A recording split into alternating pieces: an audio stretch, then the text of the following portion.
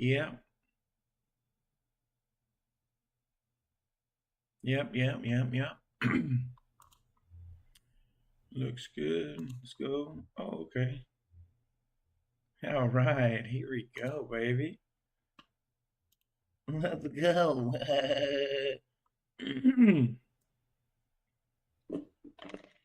Yo, yo, yo, yo, yo, yo, yo. Yo, yo, swag.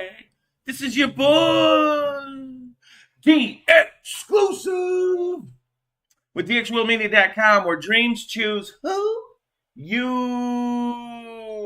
Welcome back to another episode of the Mad Pod, the Morning After Delight podcast. We're on episode 6, baby. Six. Mm. Having a great time talking to you all, sharing these documented moments with ChatGPT, any special guests that may show up. Oh, it's been a really nice ride so far, and I look forward to the next several hundred years. Dude, full disclosure, yeah, I want to live to 151, so I got 100 and some years left. So you guys are stuck with me. Shout out to Roshesh from Watchmen. Sorry, I missed your name too. All right. So this relationship thing, man. Now that we've talked about rejection, I think a lot of people get rejected because a lot of people are afraid to fight for what they want, or fight for what they feel they deserve, but they don't deserve, or feel for. Basically, I've noticed a lot of people are not really having good conversations with themselves, and that's why we're doing Morning After Delight, and why I wrote my book, Morning After Delight, to help inspire you all to be more intimate with yourself and your partners, so you can have really fun and exciting, adventurous, simple, disciplined, complex, whatever you want to make of your relationships. I want you to be able to enjoy them. You deserve to enjoy your relationships. There's no reason to be scared from past traumas. I know you have to work through them. I'm not saying that. I know it's hard work. It's very hard work to have a relationship. It's much easier to be alone, at home, reject all the potential people that may want to be in your life. And this is not only for romantic relationships. We are doing a disservice for us all when we reject friends. Now, I know we have to choose our friends wisely, because we want to have light goals to be able to keep pushing each other to the top, to be successful, to have a good job, to go to the gym, to do these certain things we value. But remember to, excuse me, a protein shake in the morning after delight, baby. Shout out to G Fuel. I love you. If you want to be sponsored, let me know.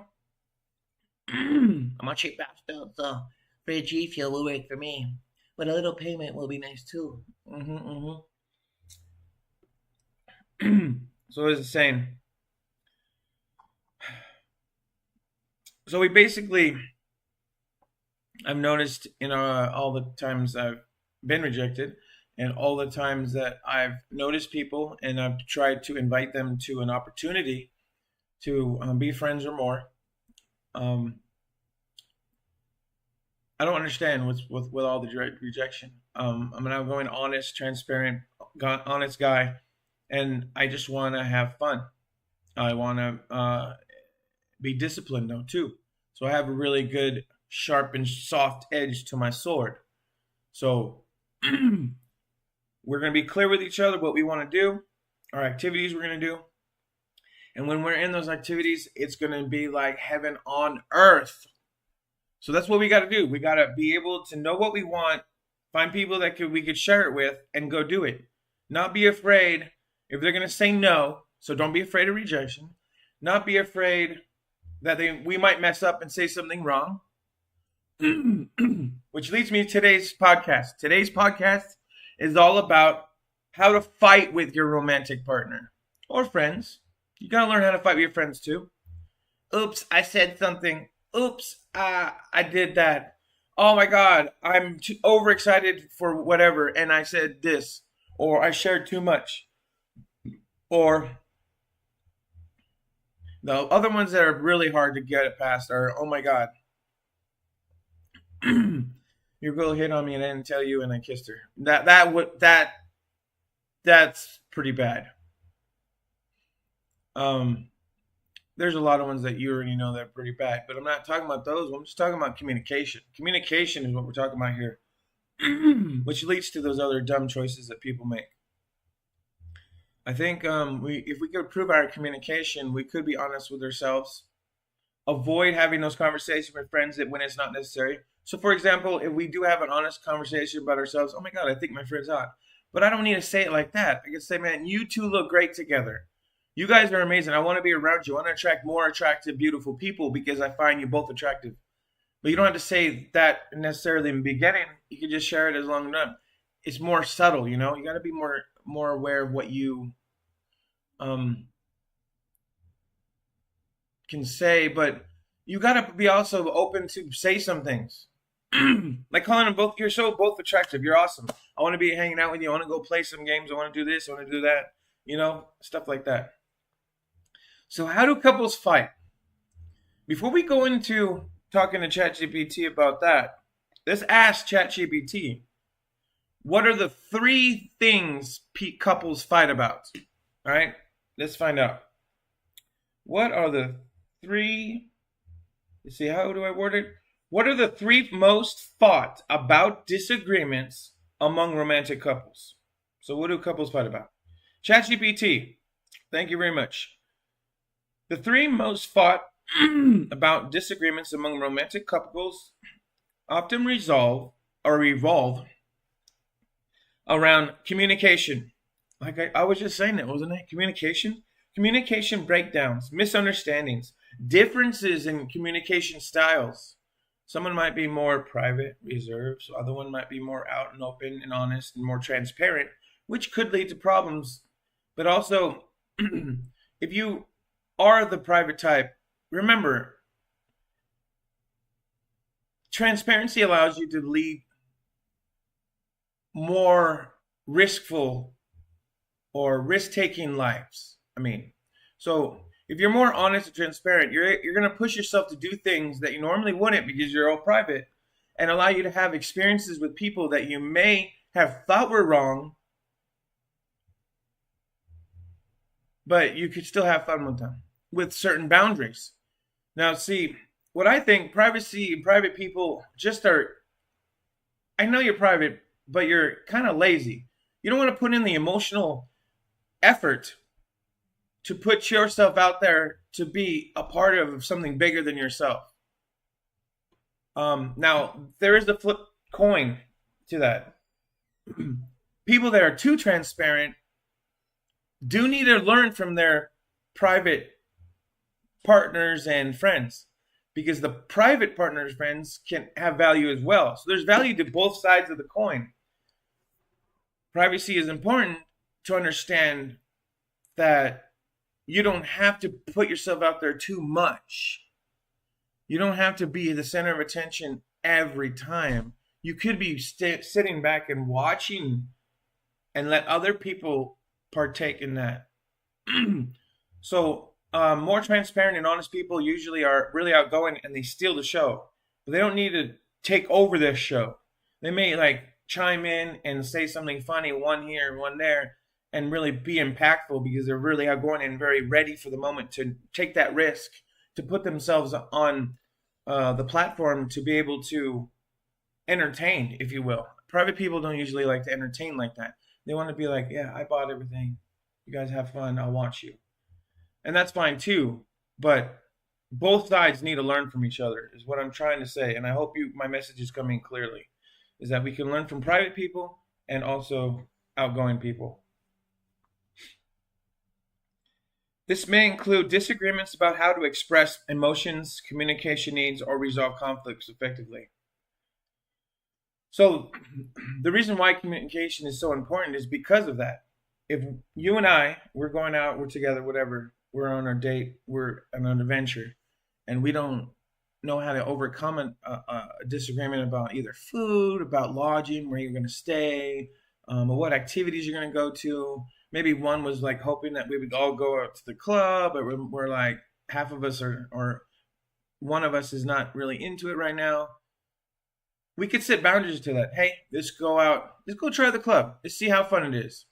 But if it becomes unfun, why don't we have the option to come back and snuggle or make out or get it on, or maybe go out for a late night pizza slice, like something more quiet. So you could do both in the night. You don't have to just stay out till 5 in the morning drinking until your guts throw up. You could mix it up, you know? And both sides could take turns in leading the activities. That's another thing. Couples don't like to communicate on who's going to be um, leading when. I want to say no. With modern genders and the modern society, it definitely there's room for everyone to have a chance to lead now. And I think most people are not getting ready to lead. Most the people that are kind of like tired of fighting avoid fights by shelling up and just like whatever you want. But then the emotion connection breaks, the physical connection breaks, the mental attraction breaks, and then you guys break up anyway. So why don't you work on it?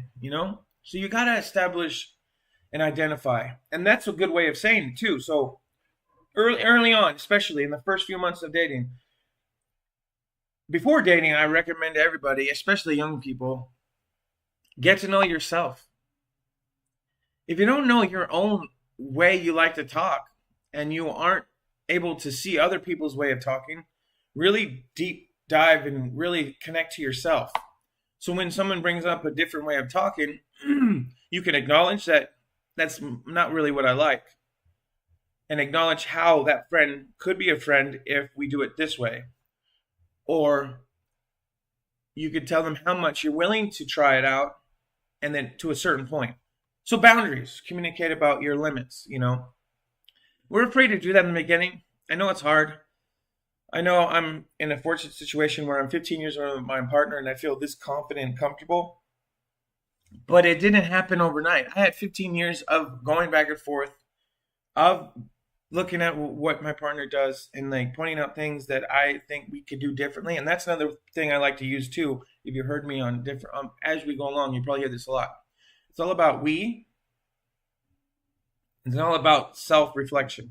Those two things are the key things to any relationship. If you can know yourself and you can be respectful and understand other people, you can make it a we thing. All right, I understand that you and you, like say friends, let's do it friends. 3 friends. You have 3 friends. They're all different.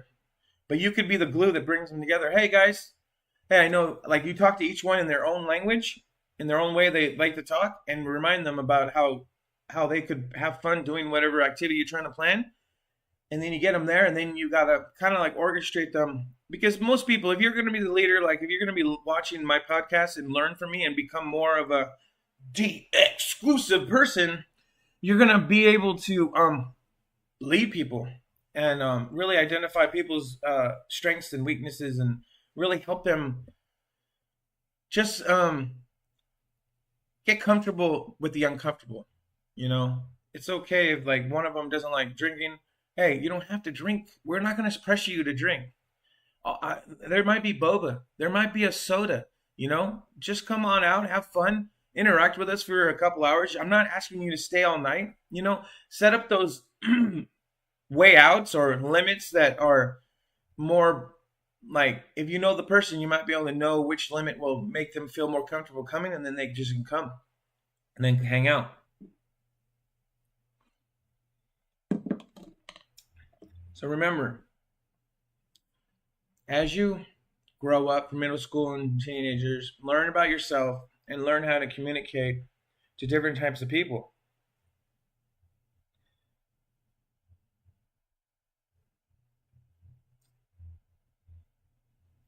And if you're one of the ones that's leading the communication, you're just more practiced or more knowledgeable because you've watched my podcast or you've listened to other people and you just learn how to talk like the way I'm talking right now and be open and honest and transparent. You are going to have more patience than some people. You might have a really closed off person that you're dating, and you're going to have to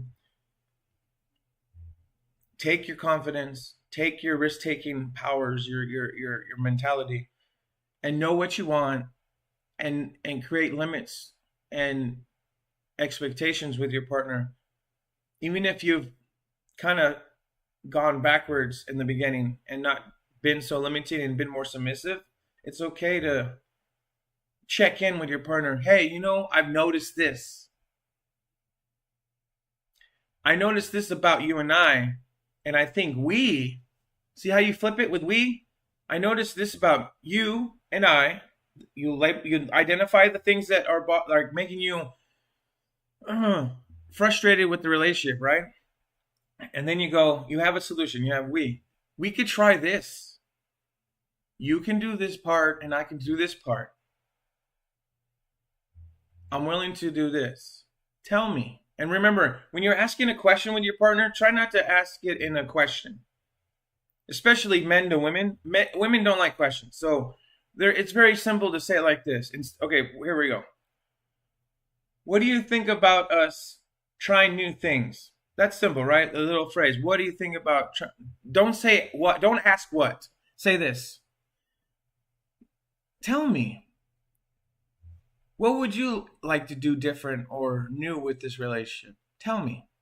When you get a statement like "tell me," you're going to have much better chances of them actually opening up, because they'll be like, they can't think of an excuse almost. It's like, and it's crazy. I've learned that in the last few years. Like when you say "tell me," people just do it. And it's not a manipulation. It's just cutting it to the point. It's more straight to the point, less time wasted. Tell me about how you feel about going to the movies to see Dune 2. Tell me what you think of Dune 2. And then say, I would like to go this day. Or I've been having struggles trying to find out another word than "tell me," but "tell me" so simple. So after you say, "Tell me what you think about Dune 2," and they say I was okay, I was willing to see it. I was thinking about seeing it Friday night. Tell me, would that work for you? So it's a question, but "tell me" cuts the question like in half, the impact of the question. Because when you ask a question, it's almost like you got to have an answer right now. But it's kind of like a easier way to like, oh, he or she's just telling me I don't know. I just feel like telling you now. It's crazy. So after we identify or work on the communication, or no, the other reason why couples fight is money, baby. Money, money. Your money, baby. Money, money. I'm money, baby. Money, money. I got a song named Money, Baby. That's why I was singing it. So money-related conflicts, such as disagreements about how to spend your money, how to budget, finance your financial priorities. Do we need a car or a mattress? Do we need a salon visit or food on the table? Things like that create tension in romantic relationships. And it goes back to number one. If you can't even communicate about your just activities that you like to do, how are you going to decide on who's going to pay and how you're going to pay as a couple?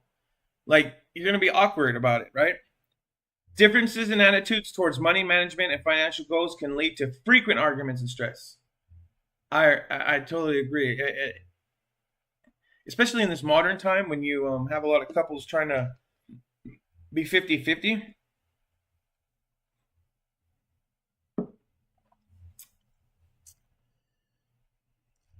Again, you got to just analyze and really be open with each other and honest about your spending habits.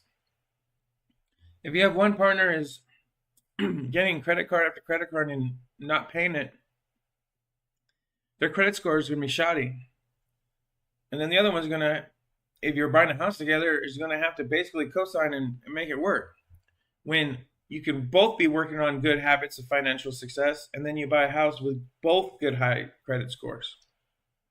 But it's all about how you spend your money. And this our country, United States, and many other countries, they don't want us to save our money. They want us to spend it all. I mean, you saw what happened during the pandemic. They gave us some free money, and then how many of us really saved it or invested into something else? Like, I tried.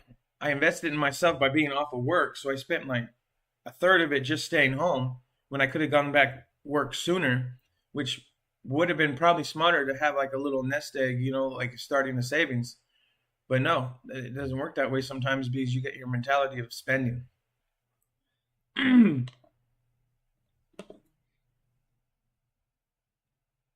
The third thing that they say that most couples fight about, I didn't expect this one, but it kind of makes sense.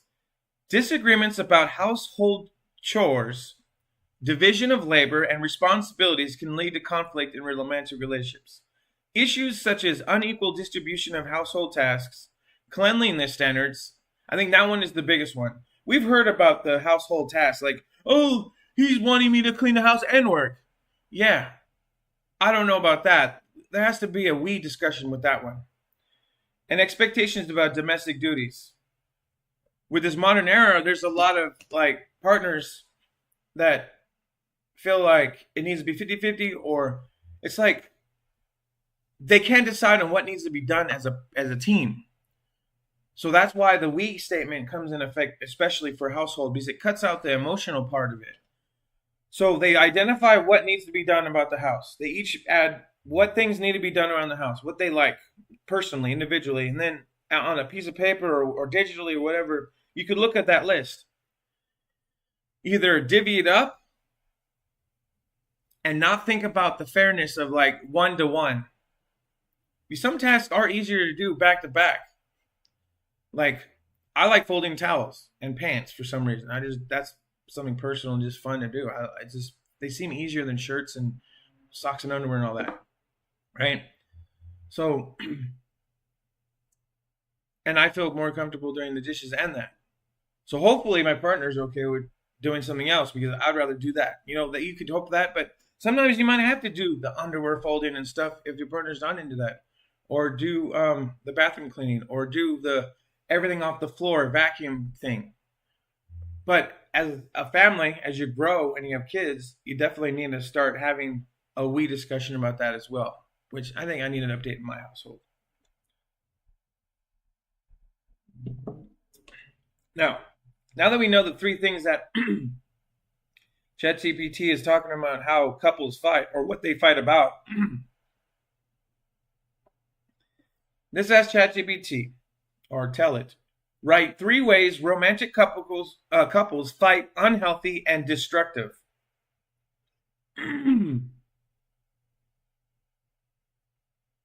Or another way, write, what are 3 wrong, unhealthy ways romantic couples fight?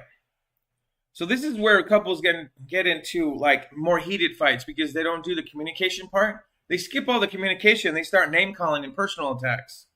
Engaging in name calling, insults, or personal attacks during arguments is unhealthy.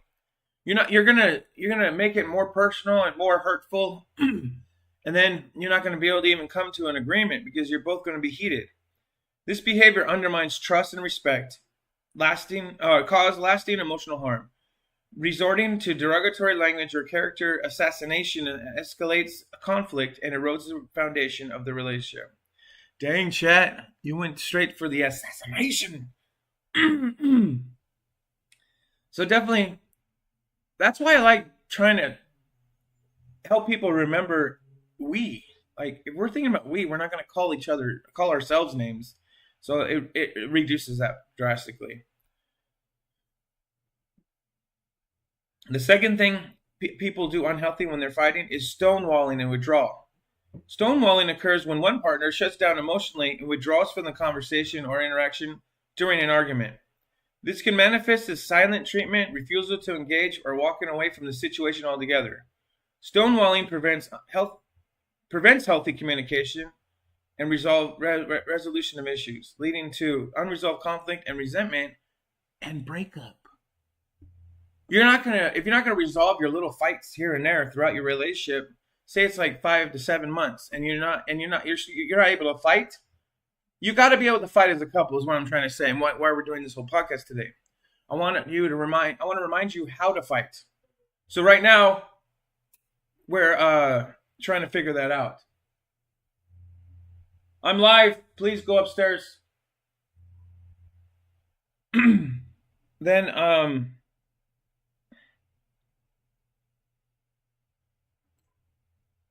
right, so now that we recognize the three things. Oh no, wait. That was the second one, the stonewalling, the withdrawal. You're not going to be able to solve anything if you're walking away. Now, the third thing ChatGPT talks about is escalation and intimidation. Some couples may engage in unhealthy patterns of escalation during fights when disagreements quickly spiral out of control and shouting matches, physical altercations. This behavior is harmful and potentially dangerous as it can lead to emotional or physical harm, erode your trust and safety in the relationship, and create a cycle of violence or abuse. So I could definitely see how intimidation and escalation can really prevent you from resolving conflict. Like if you're always just jumping, like getting all crazy and just trying to dominate someone through that kind of communication, how is the other person supposed to feel safe around you? How are they supposed to acknowledge or even submit to any of your wants? Say you want her to submit or him to submit, and you're trying to be all physical. How are they going to submit emotionally and mentally, even spiritually, if you're always beating them up or whatever, or if you're always bringing it physical? You know?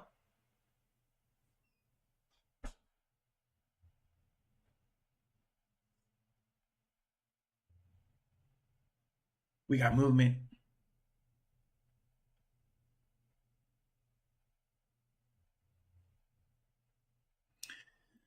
My kids are getting out of their rooms, but I told them to stay in their rooms till 11, please. I should put a red light up there. Anyway, let's get back to it. ChatGPT. So now that we know the three things that we are unhealthy, let's see what ChatGPT is talking about. Healthy ways to resolve your conflicts in your couple's relationships. What's the statement? All right. Write 3 ways a romantic couple can fight more positively when disagreeing about their life's values. 1. Practice active listening and empathy. Now, what is that? Well, instead of immediately jumping to defend your own perspective, like escalating it, yelling, being physical, take the time to listen to your partner's point of view with empathy and open mind. So be open and honest. That's where that transparency and honesty comes in as a key.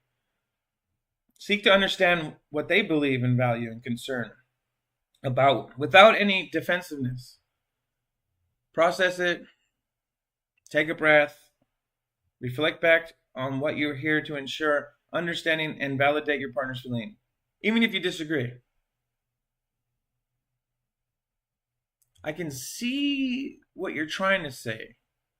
And this is what you're trying to say, right? And then you restate what they're trying to say. And if you both are on the same page of what they're trying to say, then you can say,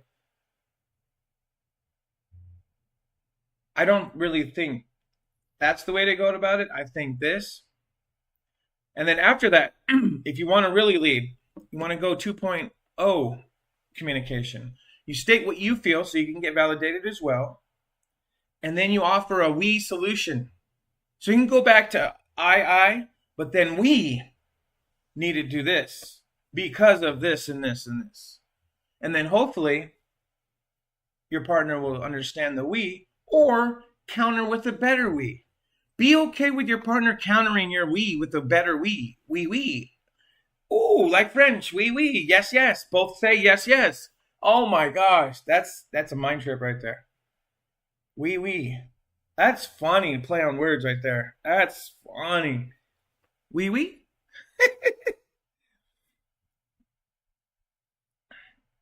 So the first one chat is basically saying is listening, active listening.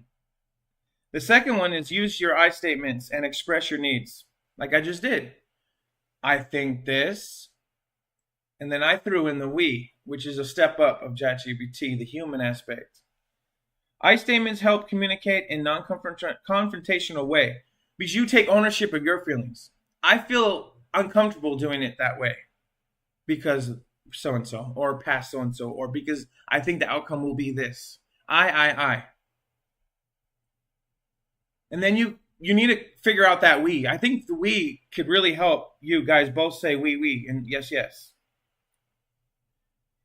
And the reason, and what a contrast of when you say you always prioritize your values over mine, that you statement messes everything up because then you're going to push the other person into a corner, an emotional corner, mental corner, and then they're going to have to try to defend their way out of it.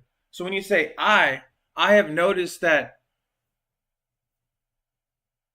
my values and my ideas don't really mean anything to you, then they have to kind of, oh, hopefully they could hear you and they're not too upset, and they go, oh. And then if you can give them an example to help them remember, that'd be great too. When this happened, I felt this way. I.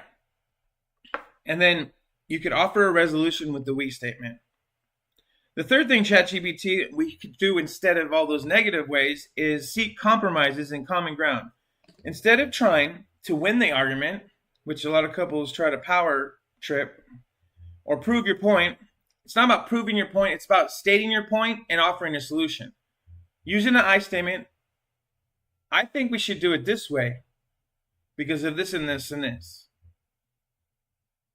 But we can do it this way. So offering an alternative always helps out with a way too.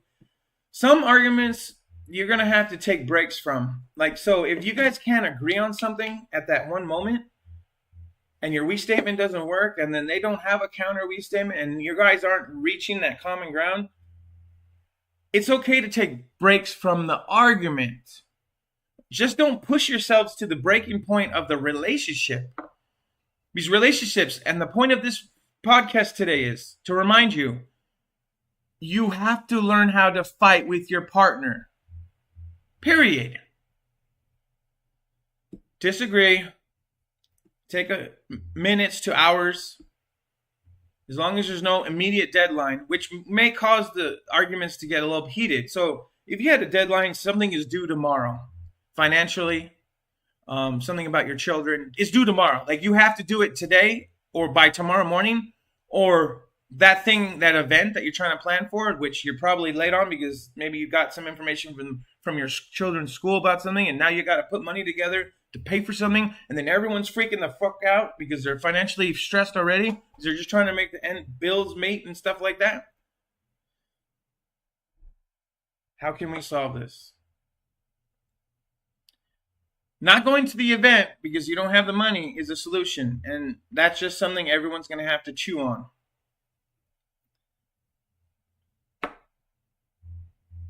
Finding another way to either get a pay advance, but not a pay advance that is through third party outside of your employer.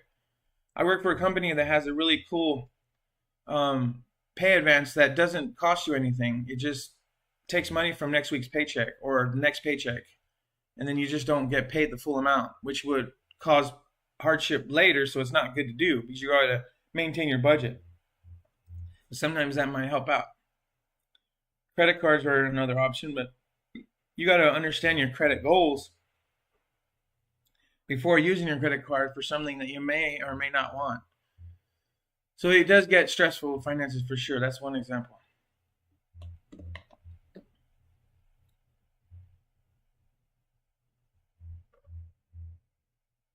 And I just did what it was about to say. Look for creative solutions or alternatives for perspectives to address your partner's concerns and fight right.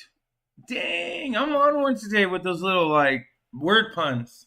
We fight right. Oh, I love you, G Fuel. But this is a protein shake with coffee, a cold brew, and G Fuel. So I'm definitely getting up. It's creamy too. I put some creamer in there. Oh man, I'm getting distracted.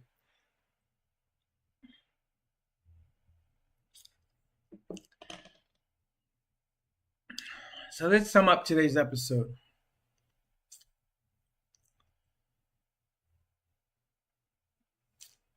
if you're just joining me, just in a nutshell,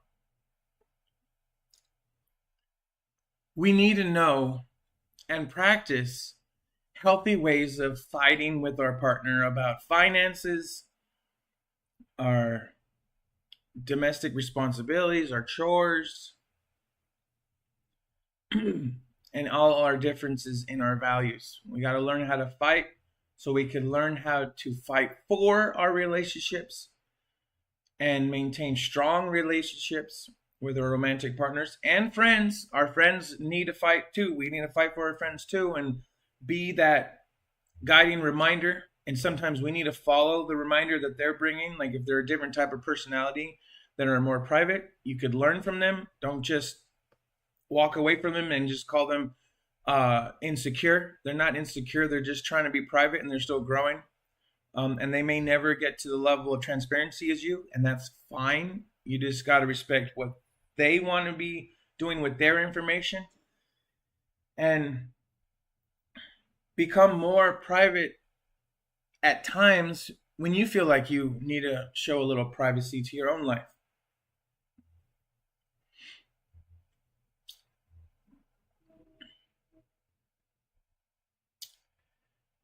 Man, today was great. Another great episode, guys. This has been really good. I hope you can support me by subscribing, like, and comment below. Maybe even clip one of the favorite parts of this YouTube video. Check out my YouTube. If you're not on YouTube, if you're on Instagram or some other platform, please check out my YouTube, DX space, world space, media. It's not all one word. The search engine doesn't like me like that. Not yet, anyway. And if you want to support me right now, you can go to morningafterdelight.com, baby. I got that 12 recipe intimate cookbook reminding you all to not only have an intimate moment with your partner, make an intimate moment with your partner with some food, baby. Feed that belly. Enjoy that smile that they will have after you cook something good for them. All right? You take care. Love you guys. DX fam, baby.